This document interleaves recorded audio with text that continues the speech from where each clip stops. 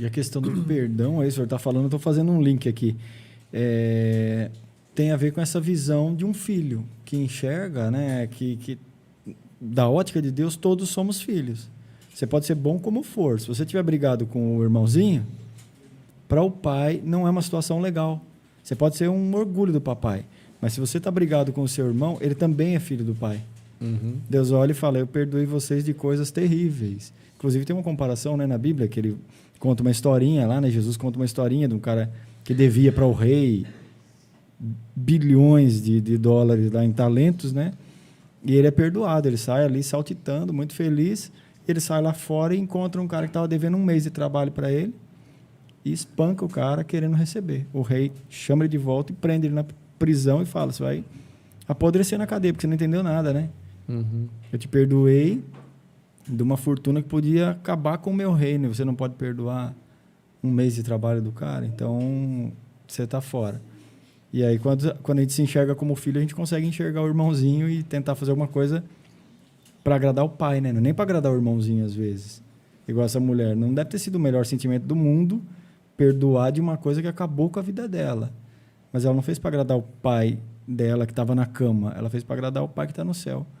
E isso acabou salvando a vida, o resto da vida dela, né? Uhum, com certeza. A vida é tão pequena, né? A vida é tão curta, a gente deveria pensar em termos de coisas mais curtas, né?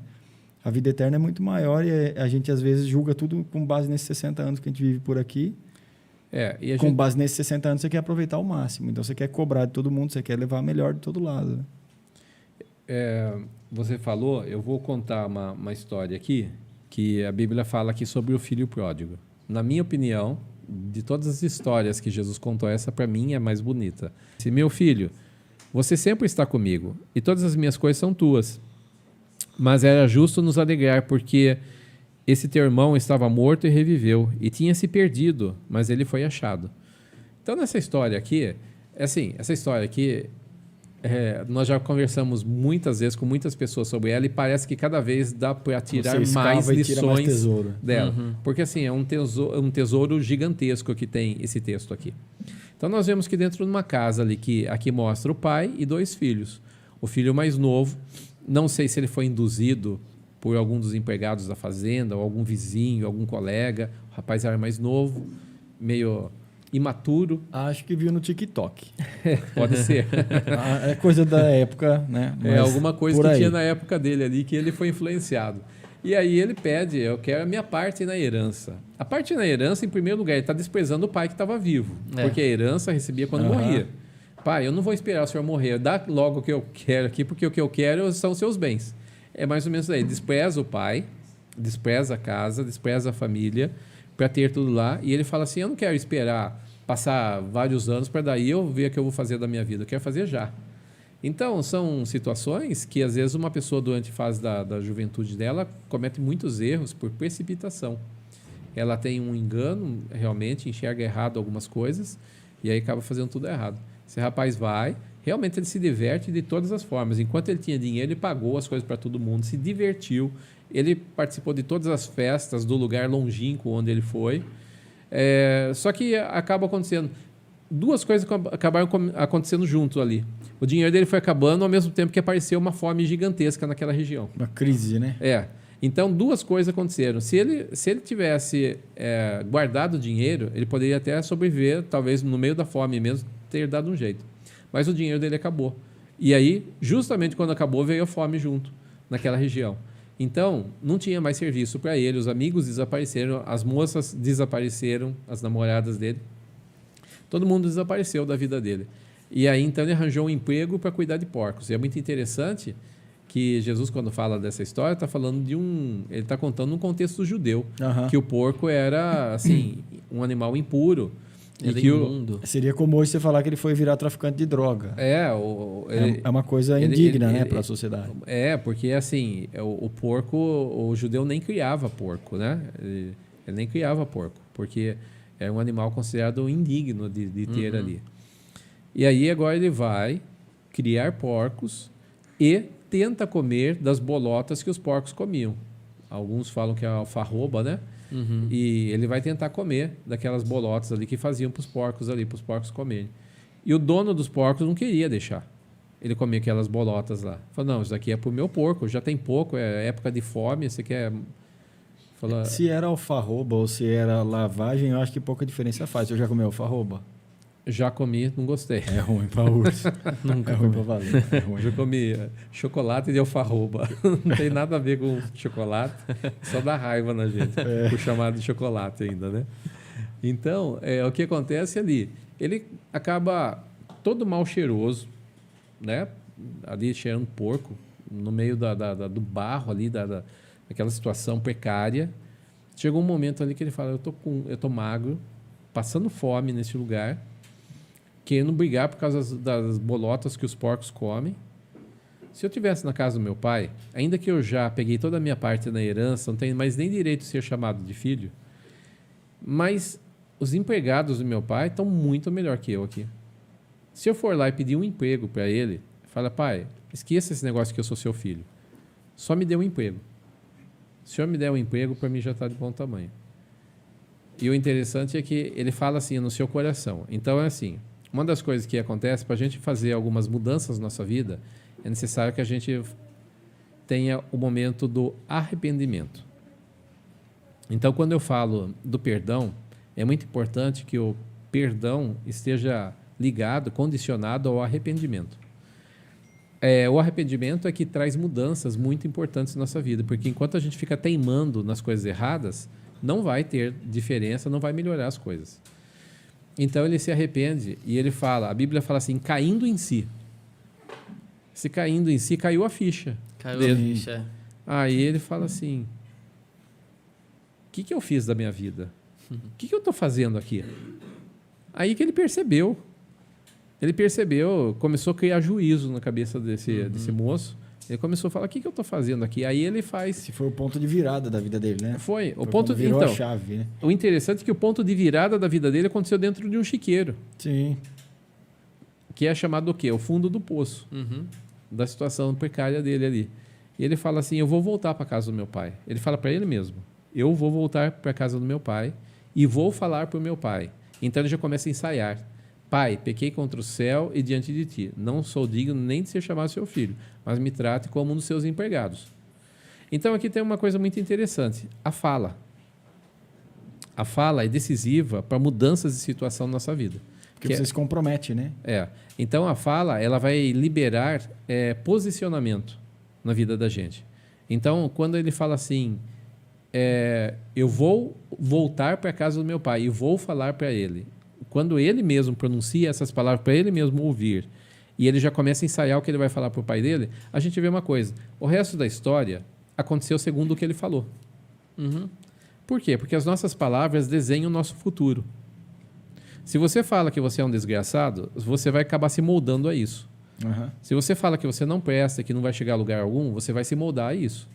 Então, essas palavras de depreciação, que levam pessoas à depressão, a estado de tristeza, angústia e outras coisas, precisam ser mudadas. Precisam ser mudadas. Quando ele aperta o botão do arrependimento aqui e ele muda as palavras dele, ele começa a desenhar o futuro dele. A gente vê até que depois, quando ele chega para o pai e o pai abraça ele, não conta nem o que o pai falou, o texto. Fala que ele começou a falar o quê? O que ele tinha ensaiado lá, que ele ia falar para o pai. Tudo começou a acontecer segundo o que ele pronunciou. Então, isso é muito importante. Deus, quando vai criar todas as coisas, primeiro, ele desenha no coração e aí ele pronuncia. Ele põe para fora aquilo segundo aquilo que ele havia projetado dentro dele. Então, a Bíblia fala sobre a importância das palavras. Nossas palavras são tão importantes que o que é a Bíblia? É a palavra de Deus escrita. O que é a Constituição do país? São as resoluções faladas nas muitas reuniões, a conclusão que estiveram no Congresso, no Senado, ali escritas. Palavras escritas. Essas palavras escritas desenham a vida de todos os brasileiros. Um contrato. O que é um contrato? É resolução a respeito do que você está combinando com alguém. Vamos colocar no papel. Então, são ideias, um trato que é feito, a gente coloca no papel. Aquilo vira documento. Então, as palavras são tão importantes que elas são documentadas. Documentadas e, a partir daí, ela rege a nossa vida. Em todos os aspectos. Você se compromete quando faz isso, né? Sim. Até um sim na hora do casamento. a questão de uma documentação, tudo que é feito ali é a palavra documentada. Então, aqui mostra a importância que tem a palavra. E, então, ele começou a mudar a história da vida dele a partir das palavras que ele começou a pronunciar. Eu estou desenhando tais coisas para a minha vida. A partir de agora, eu vou chegar na casa do meu pai e eu vou, independente dele me receber ou não, eu vou falar assim para ele. Pai, vou fazer uma proposta. Pequei. Olha que coisa linda. Eu pequei contra o céu e diante de ti. Ele fala da responsabilidade que todo pecado causa um estrago no mundo espiritual, na questão da santidade de Deus, e agora causou um estrago no coração do pai dele também. Mas o pai, o que fez? O pai, quando viu o filho, abraçou ele de longe, beijou o filho, mostrando o quê? Você é meu filho, você não é meu empregado. E a gente vê aí que nessa história aí ele faz o quê? Ele repete para o pai tudo aquilo que ele tinha desenhado.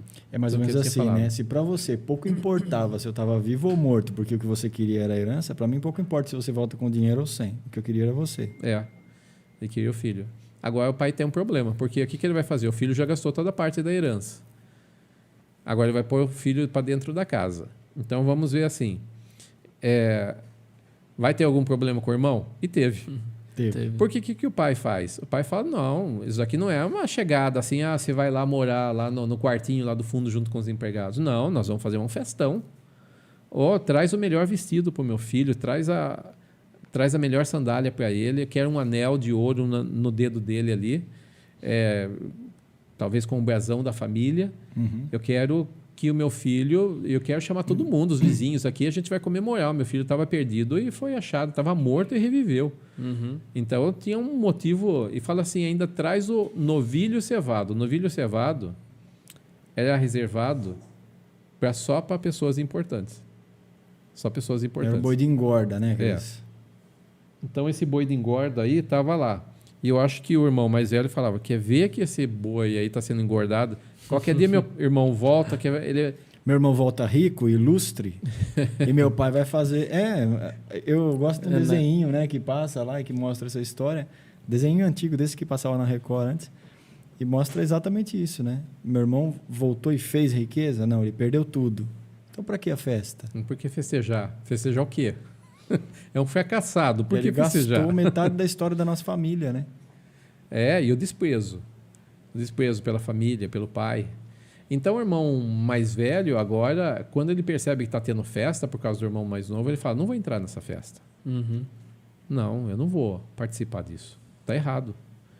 Pai, o senhor está agindo errado com o seu filho. Que, inclusive, no judaísmo, vender uma terra da família era como vender a promessa de Deus, né? Era uma herança perpétua. Era quase que proibido vender terra. Né? Era um desprezo aos princípios a Deus, inclusive. De Deus. Né? Jesus contando essa história deve ter sido muito mais pesado do que para nós. Assim. Eu creio que sim, porque eles tinham uma questão cultural muito mais... Para a gente forte. Já faz tanto efeito, imagine para eles lá. E o interessante é que esse irmão, ele não fala, o meu irmão voltou. Ele fala, esse seu filho.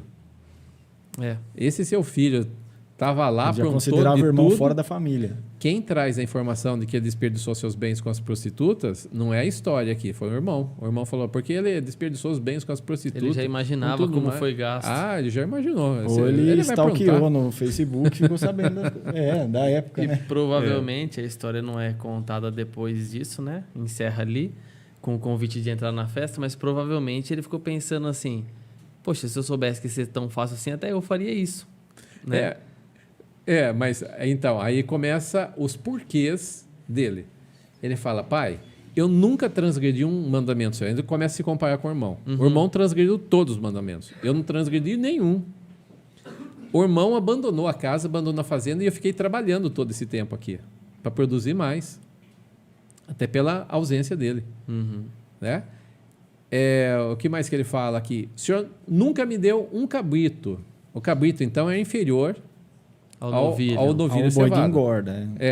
Então, ele fala assim, o senhor nunca me deu nem um cabritinho para eu fazer um churrasquinho com meus amigos aqui. Agora vem esse seu irmão aí, esse seu filho, o senhor faz isso daí com ele?